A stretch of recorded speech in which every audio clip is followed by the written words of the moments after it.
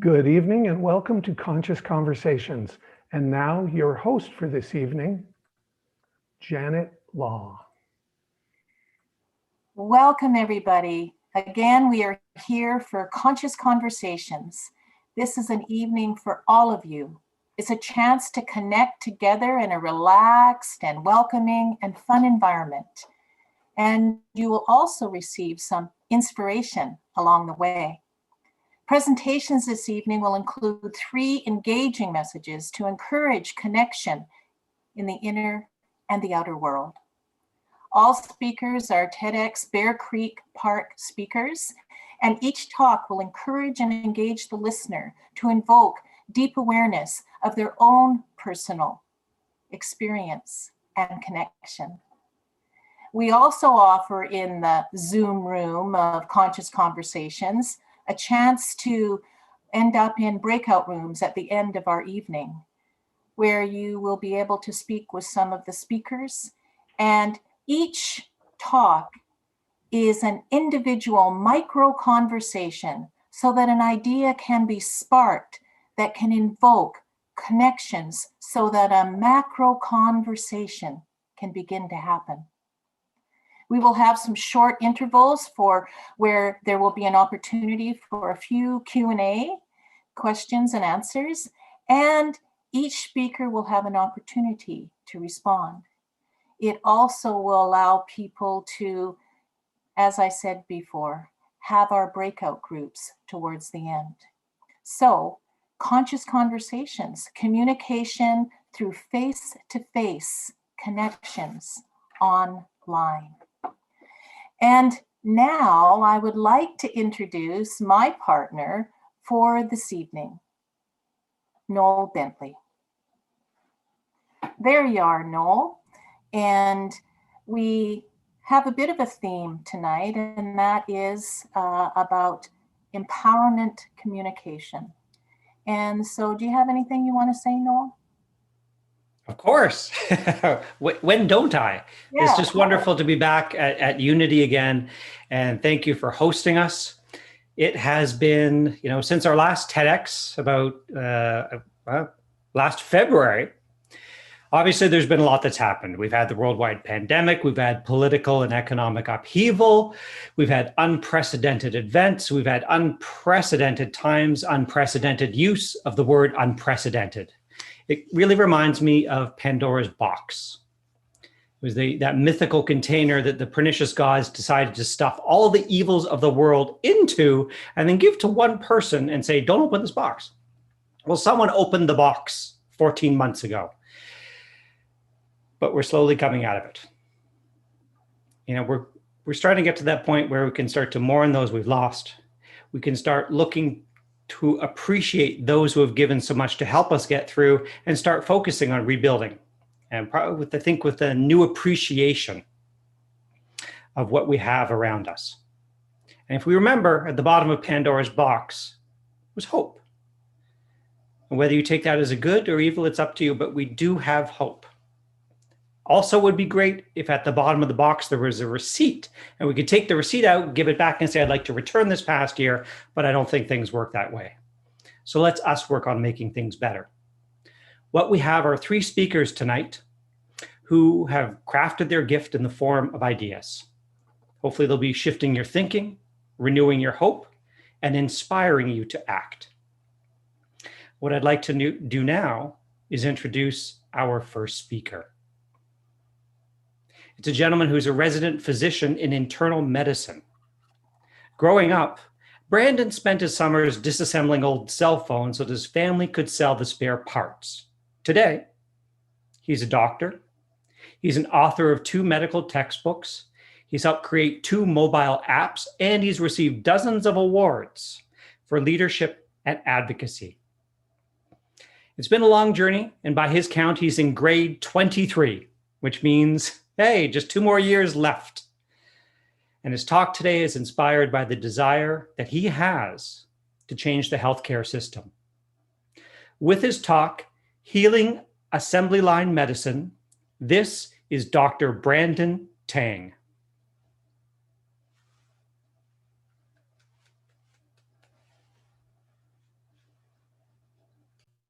Drained, exhausted, burnt out. As a young doctor, this is my life. I signed up to work in a hospital, but it feels more like a factory. In the hospital factory, patients arrive on the conveyor belt, I deal with their problem, then move on to the next. Patients wait hours for 10 minutes of my time. I want to give more, but assembly line medicine doesn't wait. At the same time, my attention is divided. My waist is lined with 3-pagers, a belt of grenades that can explode at any moment. And the assault of pages, phone calls, and interruptions is endless.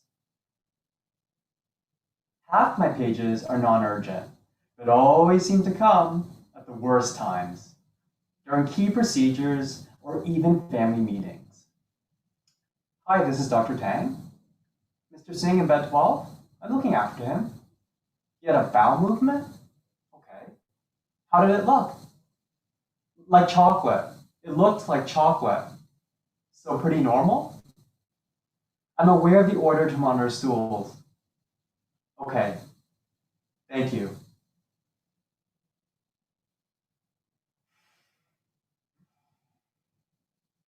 Pages and bowel movements are like a box of chocolates.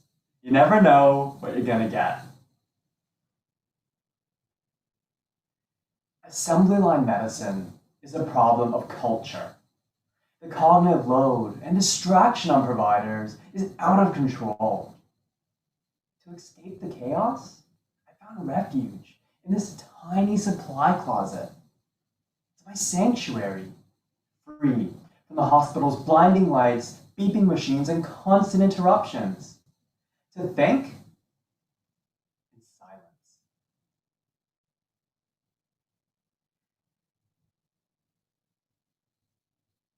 Although my work can be painful, it's patients who suffer from distracted doctors who never seem to have enough time. Assembly line medicine is a hidden pandemic in healthcare. I believe a culture of deep work is the cure. The term deep work was coined by Georgetown professor Cal Newport and refers to focusing without distraction on cognitively demanding work. In healthcare, deep work is a thoughtful reflection we do to reach those eureka moments that advance patient care. On a rainy day last fall, I met Sarah, a young woman in her 20s who presented to hospital with recurrent chest pain.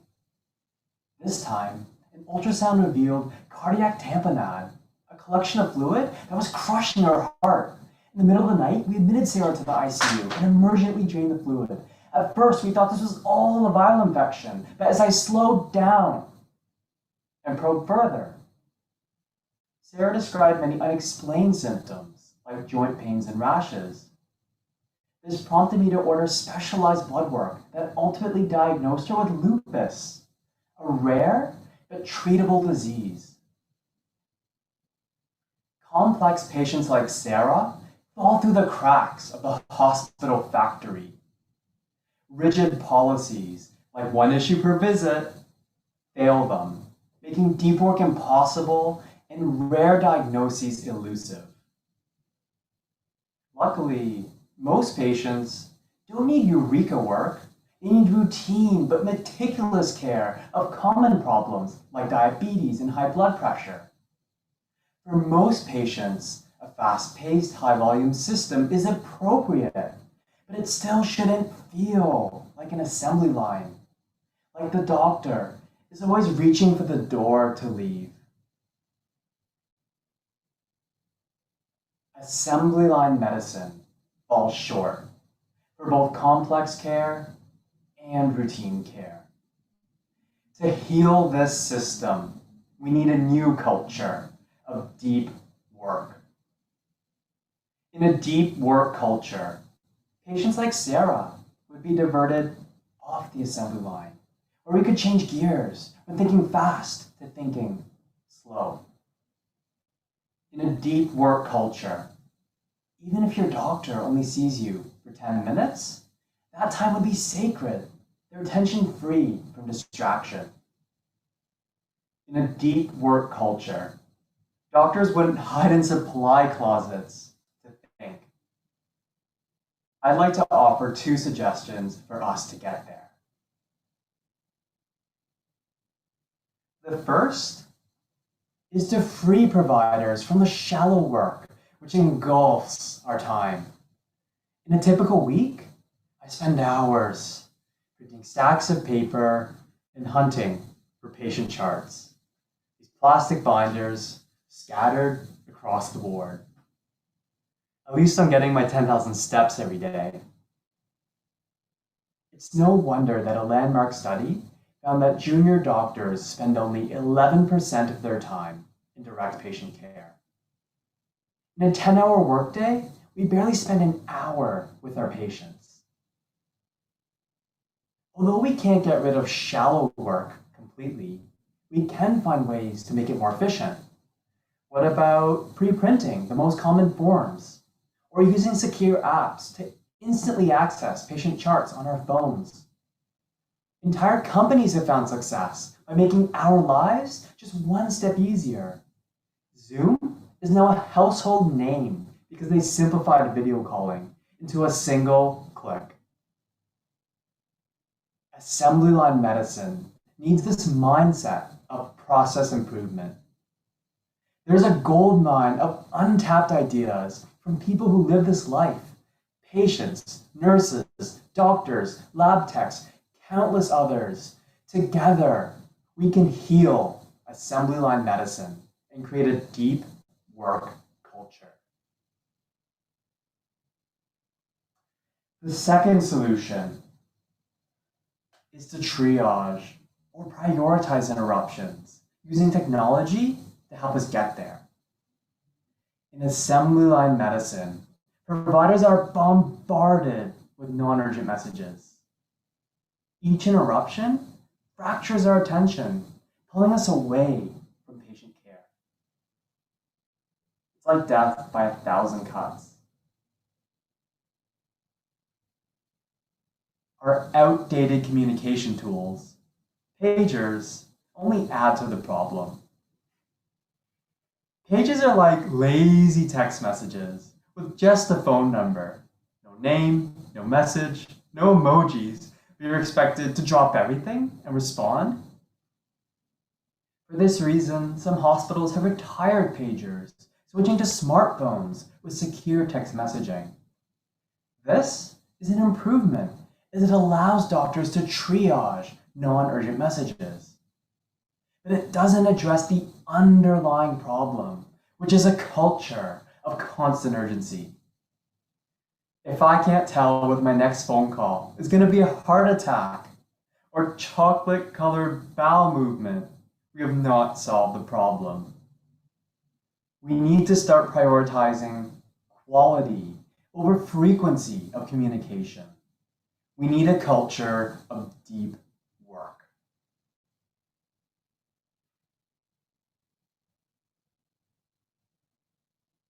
It was my life dream to become a doctor. But this profession comes with tremendous personal sacrifice. Assembly line medicine is wearing down the healthcare heroes of our COVID pandemic. The system has started to expect heroism from frontline workers to survive. A powerful op-ed in the New York Times makes this point. Imagine, in a factory, if 30% more items were dropped onto the assembly line, the entire process would fail. But add 30% more patients to the hospital, and the work magically gets done. The nurses skip their lunch, the doctors stay late to finish, the system gets by. Fueled by the compassion of individual heroes, but these heroes are burning to keep others warm. Assembly line medicine needs a new culture of deep work, where patients can get the time and attention they deserve, and providers don't dread going to work. COVID has reminded us we'll all become patients one day. So assembly line medicine is a problem that affects everyone. But this shared experience is also what unites us and gives us all a voice to affect change. To heal assembly line medicine, we need a movement in healthcare, a deep work movement. Because the hospital isn't a factory, and patients, our parents, our families, our loved ones, we are not products. Thank you.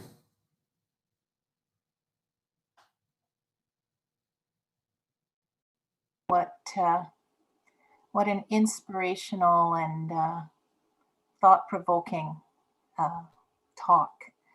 We have a couple of questions here that I would like to bring forth now. And the first one is, what's one barrier to deep work that prevents a huge challenge to solving the problem?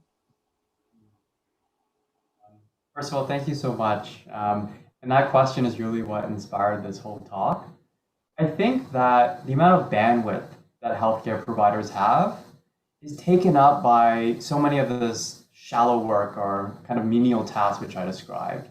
So for example, as I said, like in a day, I spend all this time waiting for the elevator, printing paper, on the computer.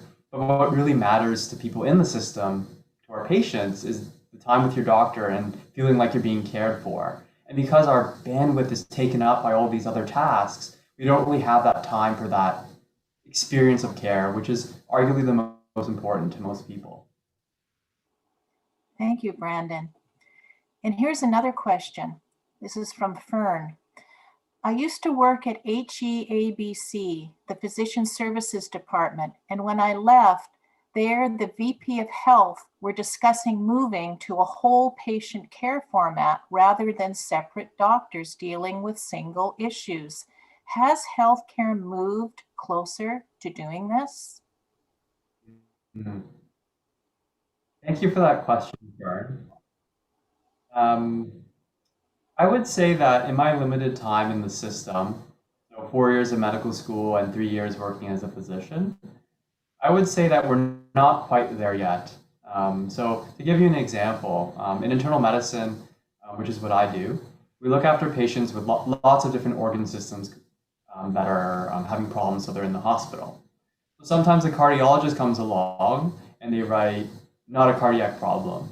And then the lung doctor comes along and they say, the lungs are okay. And then the kidney doctor comes along and they say, the kidney's okay. But then who's looking after the patient? That begs the question. So it's a little bit of an exaggeration, but I think it leaves the point that sometimes people are so stuck in their lane, their organ, for example, that they lose track of the person in front of them. So I think that we haven't gotten there yet, and that's part of the reason why I'm trying to give this talk. And one other question here, Brandon. Do you think that the emotional, mental, physical, and spiritual part of a person is an important thing for a doctor to consider as a medical doctor? Oh, I could not agree more. I think that from day one, when you enter the medical system, your first day of medical school, they talk about how it's all about the entire holistic aspect of care. So the things that I do in my specialty, like looking at the organs and looking at these labs, that does not mean anything to the person in front of me. Like they care about how that relationship they have with their physician. They care about how are they being looked after. Are they having a good experience of care? So I think that all the things that you described, like people's mental health, their spiritual health, the needs of them and their family and their loved ones, that's arguably the most important thing from the patient's perspective. And I think sometimes as healthcare professionals, we do get lost in the weeds of the medicine and the numbers, the things that matter to us, but maybe not most to the patient. Well, thank you so much, Brandon. And we so appreciate that you'll be also offering this up again on the 27th of March. And we'll hear more about that later too, for people who want to come out to the TEDx Bear Creek Park event. And now I am going to bring it back to Noel.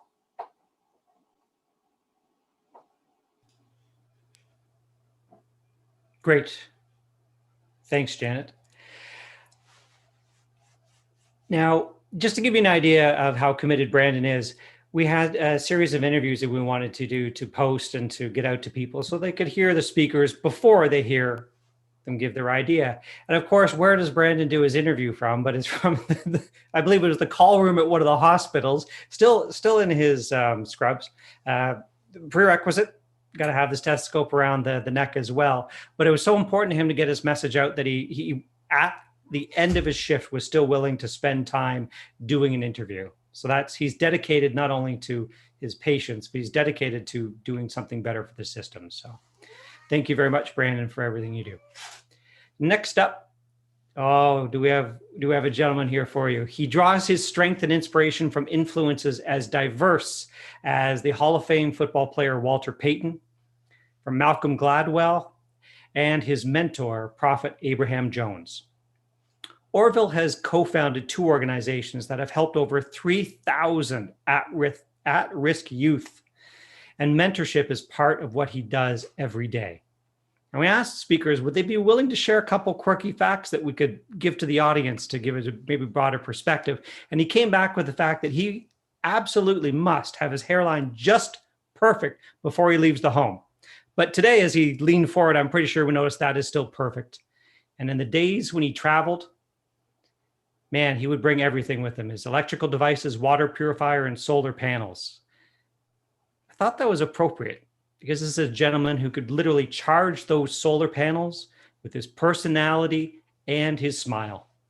And he's here today with his talk, The Mentor's Pen. This is Orville Lee.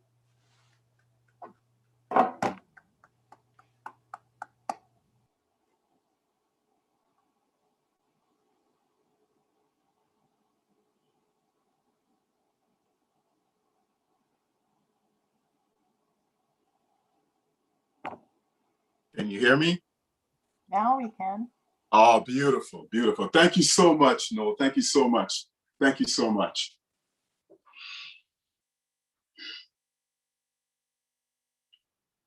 I can feel my 4-year-old heart breaking. My 4-year-old stomach aching as Jamaica and all her smells, heat and uncertainties fill every pore of my little being. Sad and scared, I could never have seen where I am today through those tear-streaked eyes.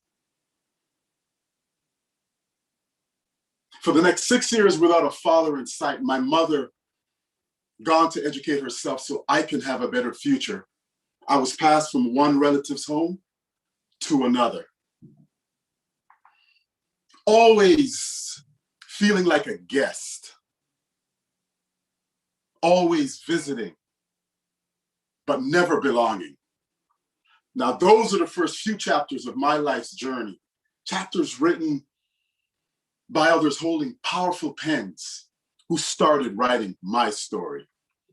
Now, even though you ultimately become the author, throughout each chapter of your life, there's been someone else's pen that's written a few words or a few lines in your book of life.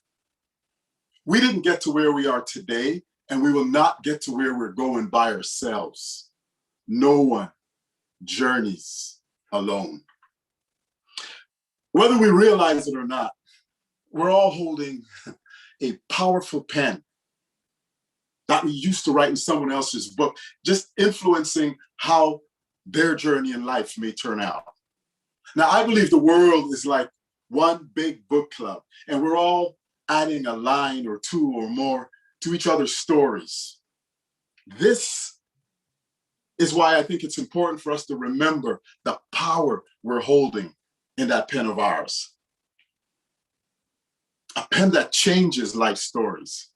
Now, in Joseph Campbell's famous hero's journey, there's a part where the hero of the story arrives at the meeting a mentor moment, where a few words get written into the book that guides them in the right direction, helping them to find their path. Now, I believe we all have the power to be that mentor, just helping others write better stories in their book of life. I remember the day the meeting the mentor moment became so clear to me as I stood beside this hero struggling on his journey. Now, in chapter 38 of my book, I meet a young man who was known to the police as a notorious car thief. Now, he didn't really fit the stereotypical profile of what we may think a notorious car thief looks like, as he was vertically challenged, stout, innocent looking, as long as he wasn't sitting in the driver's seat of your car. I remember the day we discovered that we both had this passion for aquariums and tropical fish. We were standing in this pet store together. Aquariums were bubbling, birds were squawking, as he began telling me the most detailed characteristics about each fish. Now, I was just new to mentoring at that time, but I knew I had to start feeding his passion. I used it as a hook to redirect his attention to a more positive hobbies, so to say. Now, our young man, he began spending so much more time at home just caring for his new-found friends. He began opening up, having long conversations, sharing his vast knowledge about fish. He literally ditched hanging out and stealing cars. And it wasn't too long before the Ministry of Children and Family came calling, inquiring as to why they weren't receiving any more critical incident reports about him. Ladies and gentlemen, that was the moment I realized how a few simple, uncomplicated, non-clinical, non-academic lines written in his book by me helped him to want to just write a better story for himself. Now, I know what it's like to want to write a better story for yourself. I didn't stay in Jamaica. My mother's pen started writing my experience of moving to Canada, where a few amazing mentors would help me write a better story for myself. Now, that story was about becoming a football star in the CFL. Like I said, no one journeys alone. For me, it started with Dave. Now, Dave was a football player who mentored me with positive words and speech. Next, it was my football coach, Bill. Bill encouraged me. He mentored me by providing opportunities as well as finances where I need to be. Now, after Bill came Coach Doug, who mentored me by encouraging me and always teaching me the importance of being prepared in life. Each one of them, with their mighty pens, helped to write those chapters in my life that had so many successes and experiences that it made my life, my story, turn out so much better. And now my present mentor, a powerful and a mighty prophet of God, Abraham Jones. Now, because of these great men, my mentors with their mighty pens, chapter 39 in my book, I became a co-founder of the Pathfinder Youth Centre Society along with my wife, Ruth, where today we continue to mentor at-risk youth. I remember a young man who came to our job training and our mentorship program with no hope, never smiling, low self-esteem, health issues, and no direction. Now, 10 years later, he's full of confidence. He smiles. He went back to school, and he's now a peer mentor for other youth in our programs. And he runs a really cool coffee shop and bookstore called Being Around Books. That's part of our employment program. He's also created his own business to help other at-risk youth. Talk about writing it forward. A few simple, uncomplicated, non-clinical, non-academic lines written in their books, creating that meeting a mentor moment, helping them write better stories for themselves. We didn't get to where we are today, and we will not get to where we're going by ourselves. No one journeys alone. The awful truth is this: most of us have chapters in our lives, in our books, we don't want anyone to read. Some of the chapters, we just want to plain just rip them out and just rewrite them. But you see, those are often the chapters that connects us. Most of us have chapters written about some sort of trauma, abuse, abandonment, and addictions. And it's through sharing the lessons learned during those tough times, those chapters in our lives, that those hard chapters, the stories of how you made it through, that can become a part of somebody's survival guide. This is what mentoring is. It's deciding with purpose the lines you're going to write in another person's book, helping them to write better stories for themselves. Now, back in chapter 40, 2004, I'm introduced to this young lady from Afghanistan. Slim-built, laser-focused eyes. She escaped death by the Taliban. She'd been molested, she'd been assaulted. She lived through school bombing. But despite her situation, she was filled with energy and lots of hope. Now, I might have been mentoring her in finding new pathways in her life, but let me tell you, it was her that was mentoring me in tenacity, in courage, and in keeping hope alive in dark times. She won the 2020 Courage to Come Back Award. And now she has her own foundation that gives voice to the voiceless women of Afghanistan. With her powerful pen, she's now writing in the books of others, so many individuals here and around the world through that nonprofit organization. On her hero's journey, she too is writing it forward. When it comes to changing a life for the better, a positive pen truly can be mightier than a damaging sword. We're all heroes on our journey. Sometimes just meeting a mentor, sometimes being that mentor others need to meet. With powerful pens in hand, let's decide with purpose the powerfully positive words we write in another person's book, helping them to write better stories for themselves. We didn't get to where we are today, and we will not get to where we're going by ourselves. No one journeys alone. Thank you.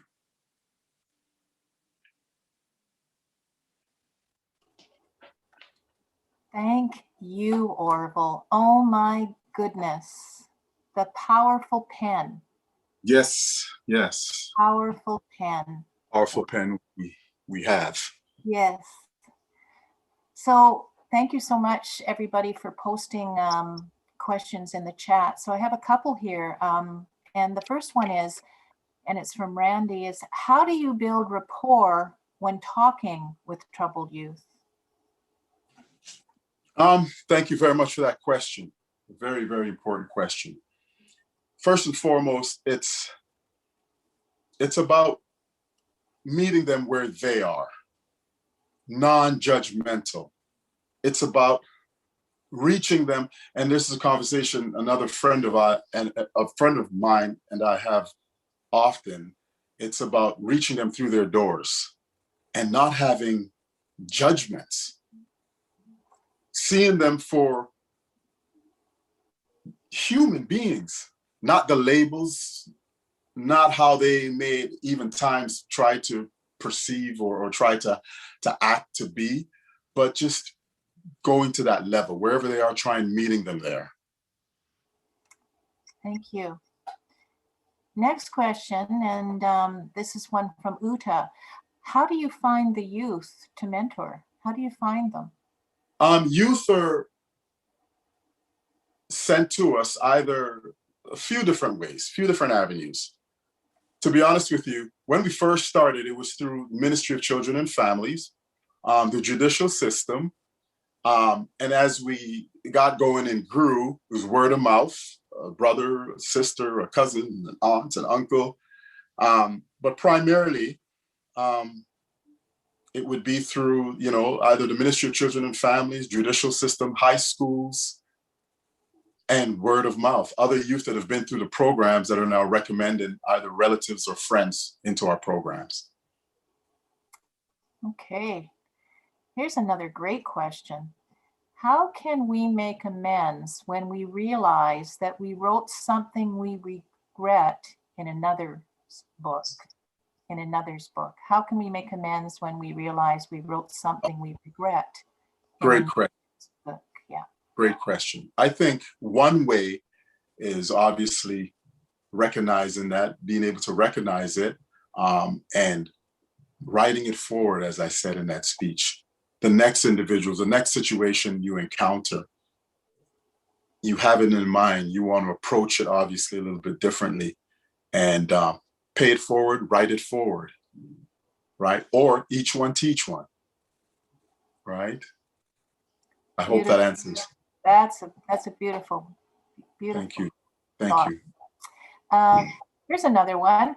What are the early risks that a young person is?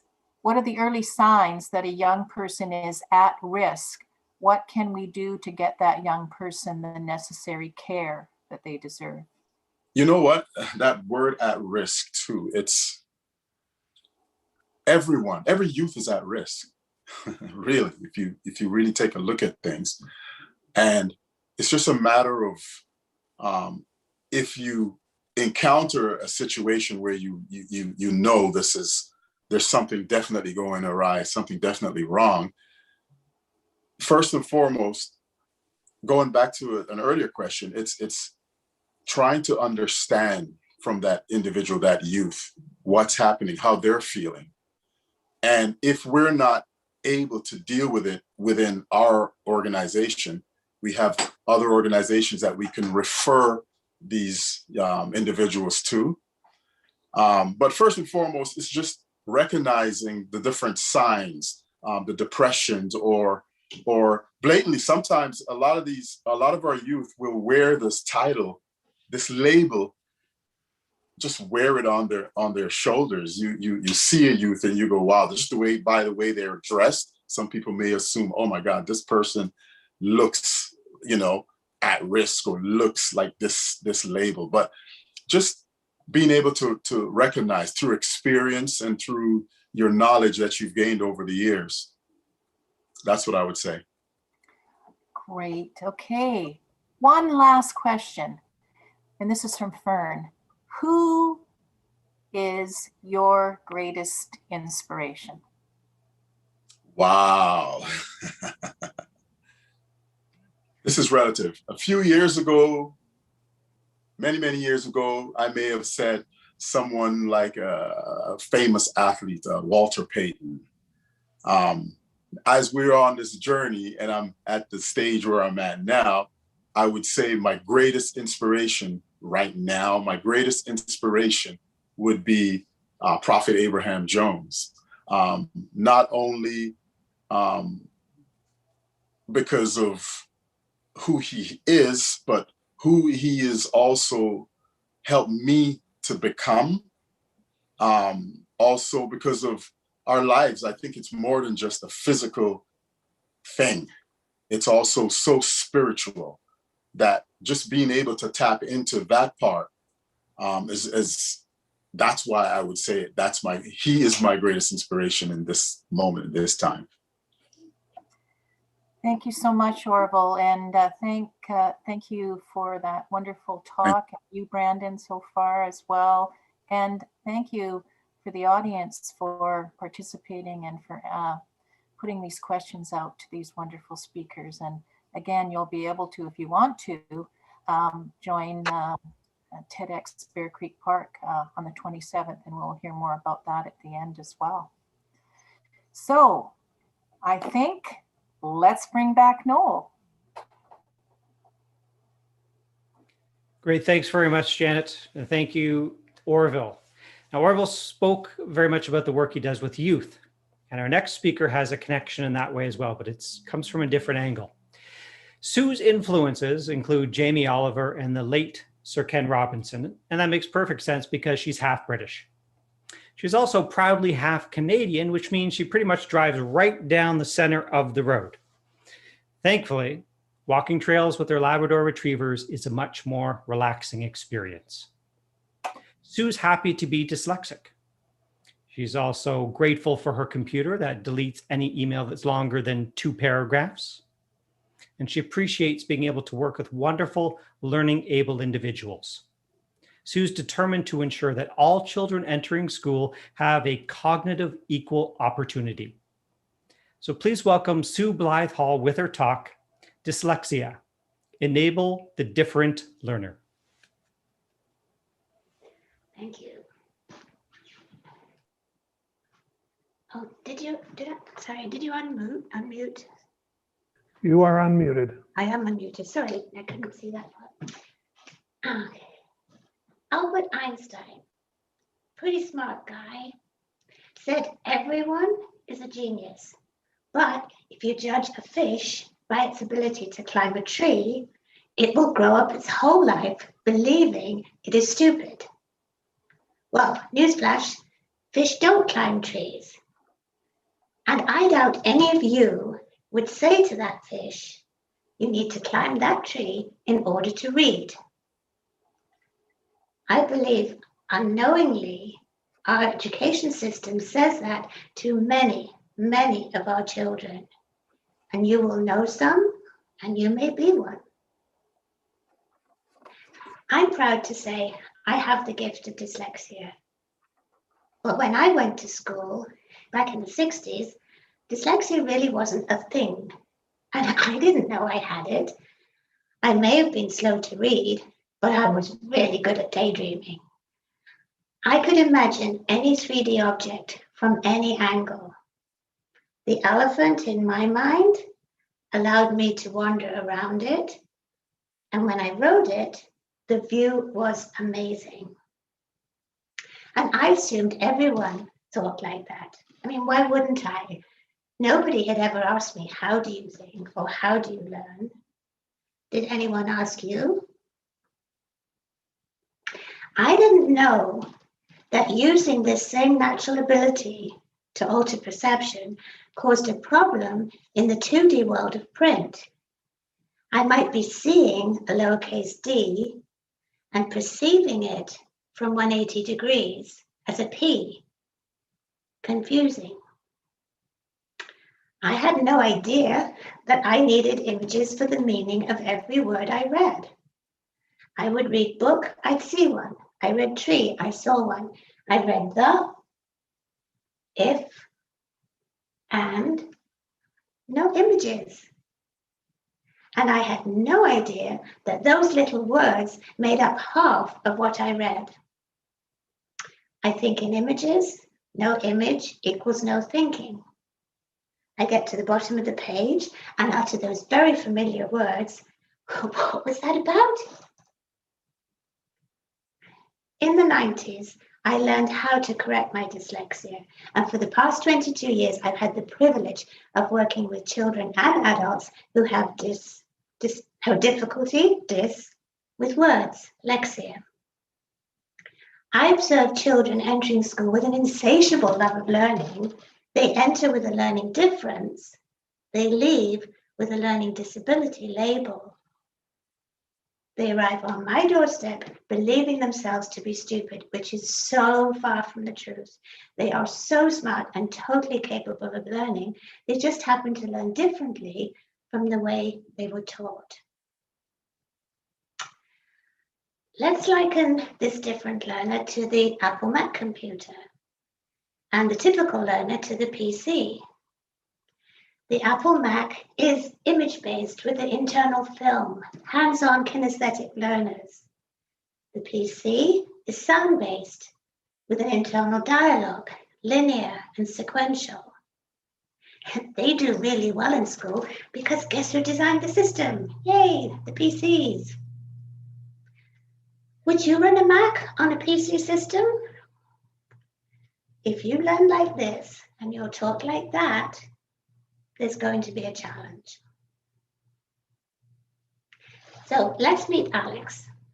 At 4 years old, he was an animal expert, having been glued to the Discovery Channel. He loved learning. The questions were non-stop. His mother was very grateful. He made all his toys out of cardboard and sticky tape, and she thought going to school would be a walk in the park. But the annual school photograph told a different story. His face paled. His eyes dimmed. He withdrew, and when he went home, he was silent. Not being able to read, and with colorful, aka phonetic spelling, the only question he had now was, Mom, do I really have to go to school? He hated being pulled out of class for more of what he couldn't do already, and nobody told him what he'd missed. When his mother tried to help him read, the dinosaur book often flew across the room, and it wasn't always Alex that threw it. His dreams of being the next his dreams of becoming the next David Attenborough were fading purely because he learned differently. And then Lexi. At 14, she worked herself to the bone. She spent 4 hours on homework. Her friends spent 1. She was exhausted and tired. They were outside playing. It wasn't fair. She needed to get to medical school. She so wanted to help people, but she couldn't read in class, or with the helper in the hallway, or with her parents, or the tutor twice a week for 3 years. Over and over, she looked at the pages and the words just disappeared.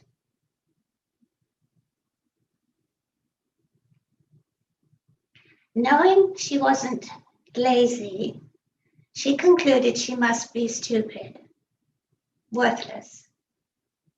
And that's when the drinking started. And then the recreational drugs, and then the harder drugs. So much for medical school. Another dream dashed, purely because she learned differently. And Lex, at 24 years old, he decided it was time to learn to read.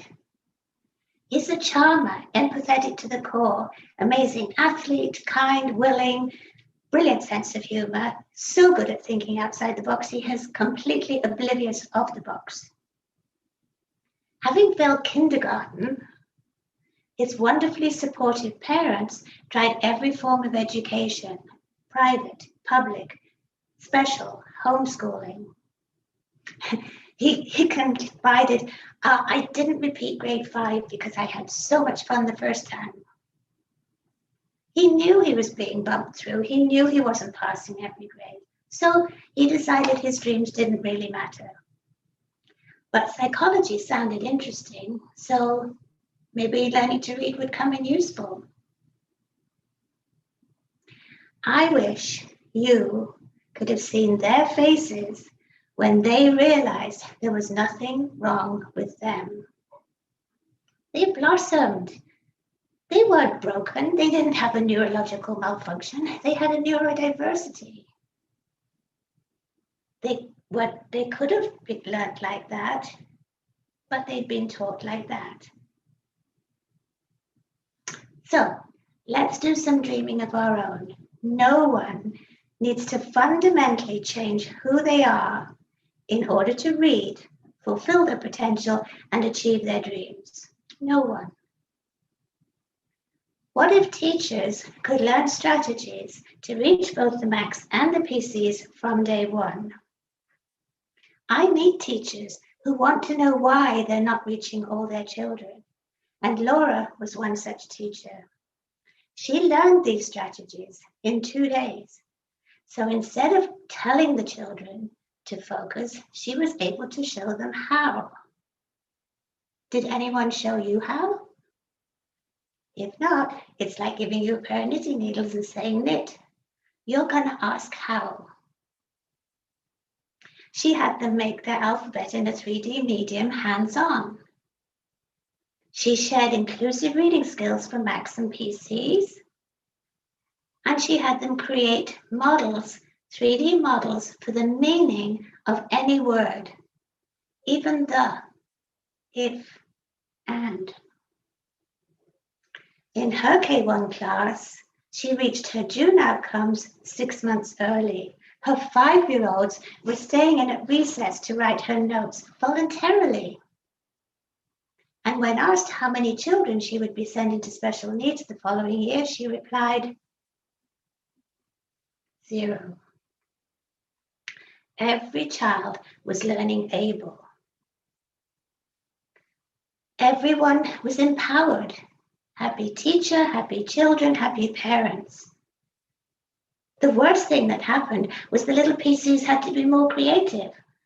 And the late Sir Ken Robinson said, the only things that will enable our children to navigate their rapidly changing world are creativity and problem solving. I believe our current education system can make these small but far-reaching changes. Everyone is entitled to a cognitive equal opportunity to fulfill their potential, to celebrate their difference and achieve their dreams. So let's shift our approach to everyone is learning able if they're enabled to learn in the way they were born to learn. And if you see any little fish who are struggling, please tell them, fish really don't have to climb trees to read. Thank you.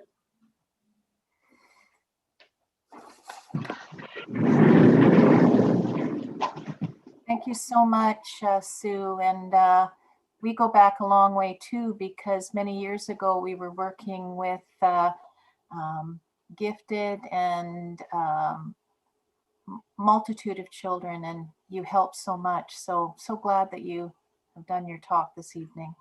Thank you. So there's so many questions that come out of what your talk brought forth today. And so the first question would be, what does one do with a child who is oversensitive? Oversensitive. That's a tiny weeny bit out of my scope, if you like. But having said that, children who have this way of thinking are often very sensitive, if that makes sense. And I think they're very much aware of their environment. They can alter their perception. They can feel things other people can't feel. It is sort of part of the profile, if you like. But the work that I do really deals with their challenge, because if they're able to do what everybody else can do, very simply, if they can read and write to some extent and spell to some extent and communicate, they get their power. They are able to feel stronger in themselves. So maybe that would help in some way to the sensitivity. Beautiful. Here's a wonderful question from Randy.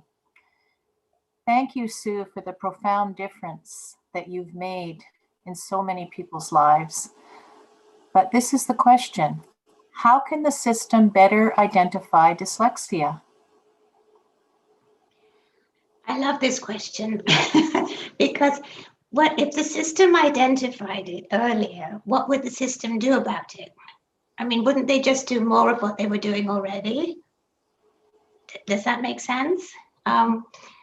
I believe the system has to make these little changes to understand how these children learn, to be able to accommodate how they learn. it's not difficult to be able to do that. It really isn't. And so I think if you start from the beginning and give every child the opportunity of fulfilling their potential and learning the way they were born to learn, you won't have to do any identifying. You won't have to do anything more of what they couldn't do if they hadn't been identified. Right. Here's a great question. My daughter discovered that she has ADD when she was 21. It made sense as she never really enjoyed reading. Are the schools noticing children with different learning styles sooner? Oh gosh, that's a good question too. I think there is more identification going on. I think there are way more labels that are being attached to these children. I'm not sure whether that's a good thing or a bad thing. Some people like labels because they're a good starting point to be able to get some help. Other people just don't like being put in a box. So it's a very good question. I think possibly they're looking for these differences earlier, if that's an answer. Beautiful, beautiful. And here's one last question. How do you go about figuring out what kind of learner a student is? How do you determine that? How do you figure it out? That's a good one too. All I really have to do is establish whether a student has this natural ability to alter perception. If they're able to keep a three-dimensional object in their imagination and they're able to move the part of them that's doing the looking, then I know that the work we do is going to benefit them. They need to know they have challenges and they have to want to do something about them. But it's that gift of altering perception which is at the root cause of the learning challenges, because the 3D world, it works brilliantly for them, makes them into fabulous athletes and designers and so on. But it's that 2D world where they get unstuck. Wow. Beautiful, beautiful. I have to get one more question in here, and it is, as a mutual fan of Ken Robinson, what are his thoughts on how this educational problem could be best handled? I've been lucky enough to meet the late Sir Ken Robinson, and we had a lovely discussion about the work that we do. He doesn't ever talk about it specifically. He obviously encourages creativity and a much wider education system with more emphasis on the arts and sports and so on. But he, as far as I know, he steers a little bit clear of the actual learning difference, although he was very open to what we were saying. Okay. Well, we're actually now complete with our speeches and our talks, our TEDx talks this evening. And we now are going to go into breakout rooms, and that's an opportunity for each and every one of us to bring forth what came through for them as a result of hearing these three really, really dynamic presentations this evening. And so just a few instructions before we go into our breakout rooms, just in preparation for that. It's always a good idea if we have a little bit of a focus, because it's very easy to kind of randomly go off. So we have a couple of thoughts in regards to the conversation that may be important for you to consider this evening. And here are the questions. What did you connect with this evening? What has changed for you? And did you receive any new insights about empowered communication from the three wonderful speakers that we had this evening? So what connected for you? What has changed in you as a result of that? And did you receive a new insight about empowered communication?